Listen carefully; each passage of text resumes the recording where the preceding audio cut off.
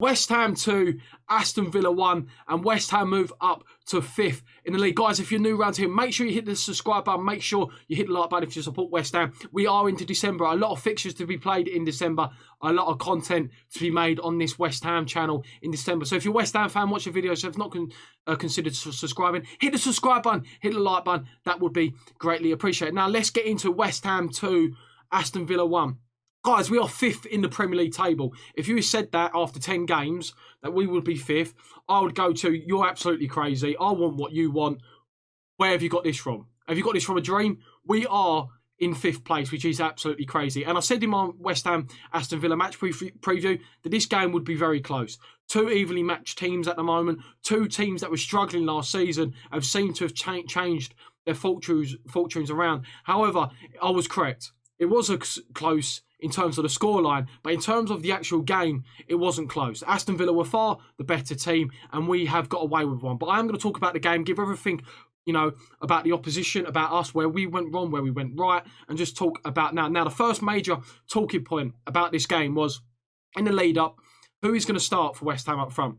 Antonio, it was well documented that he was going to be taking part in some kind of stage, maybe off the bench. He was in the squad. And Sebastian Haller coming off a goal for Ivory Coast against Madagascar, coming from a match-winning goal against Sheffield United, set up Thomas Soucek. Whilst the first 20 minutes against Sheffield United, he was absolutely terrible. He did get better during that game, and he proved pivotal because he did score a very, very good goal. Now, for me, David Moyes, I've agreed with 99% of what David Moyes has done so far this season. But in my opinion, he got it terribly, terribly wrong in terms of Haller. Now, I think you could tell by the first half, specifically before Antonio got dragged off at half-time, that Antonio just didn't trust his hamstring. For whatever reason, maybe mentally, he knew that he wasn't ready and he's been chucked in a deep end. Or physically, he was actually ready, but mentally, he was just being a little bit cautious, because there was a couple of times when the ball got played down the line, he was a little bit cautious in the way he was running. He wasn't running in full stride. He was at about 50% capacity. And I think he was just a little bit wary that his hamstring would go. Because if it would go, we've done this before with Antonio. We've rushed him back too quickly, and then he gets another injury. So for me personally, Sebastian Haller should have started, because I feel like, Sebastian Haller's confidence. You're a striker. You score goals, okay? You score goals, and then you don't start. You don't start the next game. For me, what does that say? What does that say to possibly Sebastian Haller in the future? No matter how well you do, you will not start if Antonio's fit or 70% fit. So I think that was a little bit telling. However, let's get into the game. 1 minute into the game, Thomas Soucek has a shot that's cleared from Matt Target. That looks like it was going in about the first minute. It leads to a corner. Jarrod Bowen takes the corner at the back stick. Angelo Ogbonna, fantastic header, rising above his opposition, smashes the header past Martinez to make it 1-0. And obviously that's a fantastic start. But I feel like in this occasion, whilst there's a saying, sometimes a little bit too early to score. It's too early to score, because what it does is that West Ham then decided to sit back. We didn't really stamp our emphasis in the game in the first half. There was a lot of careless passing. We couldn't really keep the ball. Antonio wasn't in the game. Bowen, whilst he was in the game more, he was probably our most attacking threat. He had a couple of opportunities, was working hard, trying to press from the front. Antonio just couldn't really get into the game, because it was sort of a thing. What happened was that as soon as the ball transitioned from Aston Villa to West Ham, we just hoofed it and then lost possession. It just seemed to be a recycle of that for the first half and a lot of the second half. Anyway, Fornals couldn't really get into the game. And then I can't remember exactly a minute, but the one time that we allowed Jack Grealish to get on the half turn, he receives the ball in the central area of the pitch, gets on the half turn. Soufal doesn't know whether to press him or track the runner. What he does, he tracks the runner. He runs directly at the West Ham defence. And to be honest, it reminded me a bit like, you remember Yaya Toure against Roger Johnson from the halfway line, when Roger Johnson's just backing off, doesn't know where to go press, just backs off, Yaya Toure scores. Reminded me a bit like that. The defence didn't really know whether to go push out to him or, let him come and gamble on the shot going wide, or the goalkeeper saving it. They gambled on the shot. It took a deflection off of Bonner. It goes in for 1-0. Now, where could we have done better? We should have gone out and pressed. Either one of the three central defenders should have just gone out and pressed him, take the foul, whether you take the tactical foul and you take the yellow card, but you just got to bring him down. This is what Jack Grealish is very good at. He's very good at getting on the half turn, running at defenders. And whilst, to be honest, a lot of his plays and a lot of his dribbles where he does little shimmy, goes to the right, are very predictable in terms of he's going to do it every single time, but he gets past you every single time. It's one of those things. And we should have just taken the foul. We've been fouling all game anyway. Just take the foul. Do not let him run at our defence. He does that. It makes it 1-1. And Aston Villa were the better team from the rest of that first half, leading into half-time. Now, into half-time, for me personally, we did need to change it. We weren't really getting on the ball. We weren't getting any kind of decent possession. It was all Aston Villa. After the first couple of minutes of us sort of stamping our authority, we got the goal. Maybe, as I said, the goal come a little bit too early. We decided, you know what, we're just going to sort of protect the lead. And I feel like whilst we have been playing that kind of mentality, with the five at the back, and I feel like sometimes, where you lose a attacking player in the midfield or in the final third in regards to playing the five at the back, it is sort of a defensive formation. So David Moyes decided at half-time, 2 changes were made. Antonio gets substituted. Now, I was looking on Twitter, and apparently David Moyes has confirmed to an ESPN reporter that Antonio did actually tweak his hamstring, that he felt his hamstring. Now, for me, again, should never have started. For me, a little man management should have been the key, because we have to rely on Haller sometime in the future. And it quite easily, Haller could have just thrown the towel in. If people never thought he put effort in previously, I was fully expecting Haller to put in no effort, because he basically knows that despite, if he does put effort in, if he does score goals, if he does create chances for his peers, that he would not be starting if Antonio was fit. He comes on at half-time, and so does Said Benrahma. Said Benrahma, 66 minutes, 2 assists. The guy from Brentford, on loan, with an obligation to buy, has stamped his authority down on this team, because he done in 1 minute what none of the wide players had done, apart from Bayern obviously, assisting from a set piece. Before now's, he transitioned into a position that we've been crying out for him to see. He's being deployed out as on the left side. He got put in as a central attacking midfielder, setting him in just to try and get some authority in the middle of the park, try and get a bit of possession, just trying to sort of take the game from Aston Villa, control the game, be some man management. Anyway, 1 minute into the second half, we go on a counter-attack. We win the ball in the middle of the park. Fornal sprays it out wide to Bowen. Bowen checks inside, plays it to Benrahma. He does exactly what I thought he was going to do. It was not attack the defender on the outside and put a cross in. Was actually just use his shimmy, get that half a yard of space, puts the cross in, and then there was Bowen along with Sebastian Haller, for Bowen to head the ball or shoulder the ball in, and it loops over the goalkeeper for 2-1. And for me, right now, we have got to see Benrahma starting. Okay, he's come on the pitch. And whilst he didn't really have much of the ball after that goal, he's come on the pitch.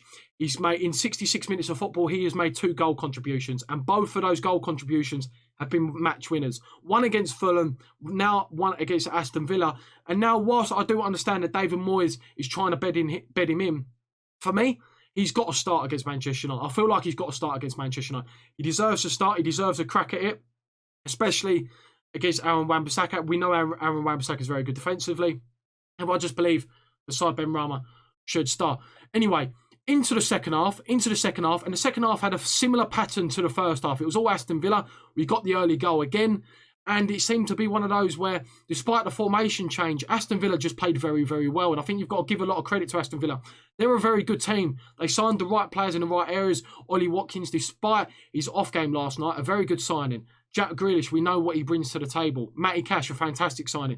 Bertrand Traore to come off the bench, a player that used to play for Chelsea and they signed from Lyon. Ross Barkley was a huge miss from him. Someone who asked to receive the ball in a half turn, to dribble the ball up the pitch. That's what they real miss. And if he had probably been on the pitch, we might have been looking at a different scoreline. Because let's be honest, guys, Aston Villa were a much better team. And I feel like whilst we did play poorly, I think at times you've got to give credit to the opposition. Because Aston Villa did play very, very well. They didn't let us get out. They stopped the way we played. They stopped getting the balls, especially in the first half to Antonio. And they played very, very well. Now, before I get into the main talking points like the VAR and the penalty, I want to talk about their team, because they've got a fantastic team, don't get me wrong. And I feel like they will be in the top 10 this year.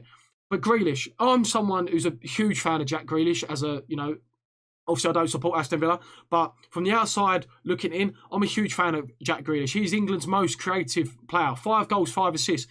And for me, he should be one of the first names on the team sheet considering his performances for Aston Villa and England. But it's very telling that he puts a post on Instagram saying VAR has ruined the game. But the diving that this guy does, it takes away the gloss from his actual performances. And sometimes you can just sit there and admire the way he plays. But what he's diving is a disgrace. It's just disgrace. And the referee last night kept buying it and buying it and buying it. Not just with Jack Grealish. John McGinn on the edge of the box, right in the first half. Bought a foul. No contact made. Bought a foul. And when on these referees, there's no chance we are stamping out diving from this game. If they don't grow some balls, book these players for simulation and be like, you do that again, you will be walking off the pitch. Because what they do, if they do decide to dive, right, and they believe they've dived, they just wave play on and go, carry on, get up. Book him for simulation. Book him for simulation because Jack Grealish, what he did to Pablo Fornals, he was looking for a potential red card. Yes, it was naive of Pablo Fornals, and he was probably a little bit lucky that he didn't make greater contact. He did swing his leg at him, okay? But Jack Grealish, he dived, he's planted his feet on the floor. 2 or 3 seconds later, he's fallen to the ground. Then he's decided to hold the wrong leg. Now, that's all I want to talk about the diving. I just had to get that out there. I think they're a fantastic team, Villa. However, players like Grealish, they take the gloss off it a little bit. They take the gloss off it a little bit regarding diving. Now, the penalty incident. Declan Rice pulls the shirt of Trezeguet for Aston Villa into the second half. Now, it's very soft bits of penalty. It's one of those that Trezeguet has got on the wrong side of Declan Rice. And to be honest, Declan Rice didn't have his greatest game yesterday. He got on the wrong side of Declan Rice.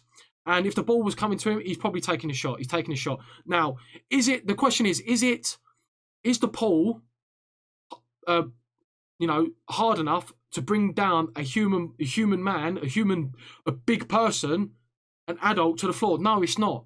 But, it's one of those, is that as soon as he gives it, it's not going to be overturned because it's not clear and obvious. Now, I do believe that probably if the referee didn't give that, then they probably wouldn't give a penalty. But, I suppose it is a penalty because he has actually made that initial contact. And unfortunately, we're living in a world that players have to dive to get a penalty. It's unfortunate, and I don't like the way football's going. However, Ollie Watkins, he's missed 4 of his last 5. Ben Rama before tells him he likes going this way, he likes going that way. Now, I'm not sure that's how Ollie Watkins missed, because if you looked at the image that was on Sky Sports, it looked like he preferred the left-hand side. And I think that's what Ben Rama told Fabianski. He prefers going to the left-hand side, which is the goalkeeper's right. And maybe he changed his mind last minute because he hits the crossbar. Now, there was a discussion that it might get overturned and a retake. However, apparently it was due to the fact that an Aston Villa won the first second ball, that there was no retake. Now, huge let-off. Against Fulham, we got let off, and today we got let off in regards to a penalty because it could have easily been a draw. Now, the VAR decision. Now, this is where it's up for debate. It's up for debate. And guys, I want you to know, if you're still watching it at this point in the video, where's your stand on it? For me, if I was an Aston Villa fan, I'd be very aggrieved. I would be very aggrieved. For me, they've got to sort out this offside rule. It's absolutely nonsense. Whilst obviously I'm a West Ham fan, I'm buzzing because I do believe that West Ham have been on the wrong end of these VAR decisions. Mo Salah, never a penalty in a million years. There's a slightest bit of contact. He's planted his foot. He's carrying on. Falls to the ground. They give the penalty. So whilst I'm absolutely buzzing that it went for us, because I do believe VAR decisions have gone against us in recent times, it would be hypocritical of me to come on here and say that it's not off, that it's the correct decision, and when truly I don't believe it's the correct decision. For me, it should have stood. The absolute nonsense about lining up with a bicep or the armpit, whatever the rule is, needs clarification. For me, it should have been a penalty. Now, should it have been a foul? Should it have been a penalty? And I'm going to say yes as well. I do believe that if they weren't looking to give the goal, that it should have been a penalty. Ogbonna had a fantastic game again. But the one mistake he did make was him getting on the wrong side of Watkins on the last couple of minutes, gets on the wrong side, and then he does pull him. He does pull him by the neck. It's a penalty, guys. It's a penalty. If it happens in our box, we're screaming for a penalty. It's a penalty at the end of the day, or it might have been borderline on a penalty or on the edge of the box, wherever the original contact was made, but it was a foul. Whatever it was a foul. Whether it was in the penalty box or not, I don't know. If it was in the penalty box, then it's a penalty. But I feel like we got away with one there. We got away with one there. Ogbona's been fantastic. And the one time that Aston Villa do decide to stay on their feet, considering they were always just jumping on the floor the whole game, the referee was buying it, the flow of the game was getting interrupted every 30 seconds, every 1 minute, because there was just constant fouls all over the place. There was constant fouls all over the place. The referee lost control, and where he wasn't giving out yellow cards or stamping his authority, players, especially West Ham players and Villa players, they just were making fouls, making tactical fouls. And for me, it was, as I was saying, it was a penalty. It was a penalty or a foul on Watkins. And the one time they did decide to stay on their feet, it's actually gone against them. So, for me, probably serves them right. Because I don't like the way they, fall on the ground. And I think Villa are a very, very good team. But for me, West Ham, talking about West Ham, 2-1, a 2-1 victory moves us up to 5th place. If I'd taken that before the game, I would have said it would be a very close game. In terms of scoreline, it was, but statistically, it wasn't. Villa were by far the better team. And again, it was one of those performances that we grinded out result. We was resilient. Now, we did transition to a 4 at the back, and I was a little bit nervy because I do feel like the players weren't probably comfortable in that formation, but it needs to be done. Because to try and get some authority on the ball still didn't work. We didn't get authority on the ball. We didn't really touch the ball after our second goal in terms of carrying an actual counter-attacking threat and just having the ball and being game management. But David Moyes is laying down the foundations of a resilient team. We are being resilient. We're not a team that's crumbling at the moment. And whilst luck did go our way, of course, the penalty, if the penalty went in, if the Watkins goal was stood, then we would be talking about another result, a different result. We would be talking about a 3-2 loss. So we have to, whilst I've got to give credit to David Moyes, we also have to say, we were a bit lucky today. We were, last night. I'm recording this the morning after. We were a bit lucky last night. And I think that's fair to say. However, I'm taking it 2-1 win. 2-1 win moves us up to 5th. And we've got Manchester United next, a team that the last couple of seasons at London Stadium, we've done well. We've beat them. We beat them. Pellegrini, one of his first victories at the London Stadium when Felipe Anderson scored the flick. I think we beat them 3-1 that day. And then we beat them 2-0 in Pellegrini's second season with Aaron Cresswell free kick. So whilst Manchester United, they did come back and get a 3-2 victory against Southampton, they're there for the taking. They are there for the taking. Now, for me, Sebastian Haller should start. He's got to start, in my opinion. I would not risk Antonio. Again. If it's true that he come off at half-time with a tweak in his hamstring, just don't play him. Don't play him. Put him on the bench. See how he is. Put him on the bench. But guys, this is going to be the end of the video. My West Ham 2, Aston Villa 1 match reaction. Guys, we're 5th in the Premier League. Whilst we didn't deserve it, in my opinion, 5th in the Premier League. What a job David Moyes has done. Guys, that's going to be the end of the video. Make sure you hit the subscribe button if you support West Ham. Like the West Ham content. As I said, it is December. Fixture season. Loads of games this month. Loads of content this month coming your way regarding West Ham. Hit the like button, hit the subscribe button. I'll catch you next time. Come on, you Irons.